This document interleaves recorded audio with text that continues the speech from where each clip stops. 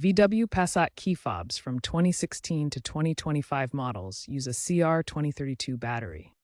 Replacing it yourself is straightforward and can save you dealership costs. First, gather a CR2032 battery and a small flathead screwdriver or plastic pry tool. These are all you need for the replacement. Locate the seam on the back of the key fob.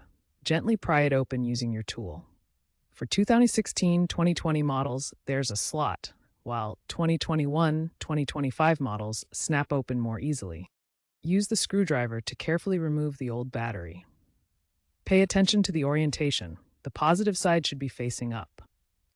Insert the new CR2032 battery in the same orientation as the old one. Make sure it's firmly seated for proper contact. Snap the key fob back together. Test the lock, unlock, and trunk release functions while standing near your car. If the fob doesn't work, reprogram it through your car's infotainment system under Vehicle Settings in the menu. Always use a high-quality CR2032 battery like Duracell or Energizer to avoid connectivity problems. If you're having issues, a common pitfall is misaligned batteries causing no-start errors. Also, waterproof cases can prevent corrosion, especially after car washes. Check your battery level remotely on select 2024 Plus models via VW's CarNet app.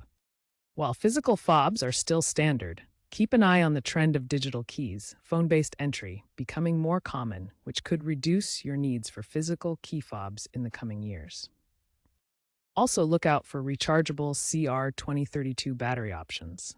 For now, DIY battery replacement is still the way to go for a significant portion of users and offers significant savings.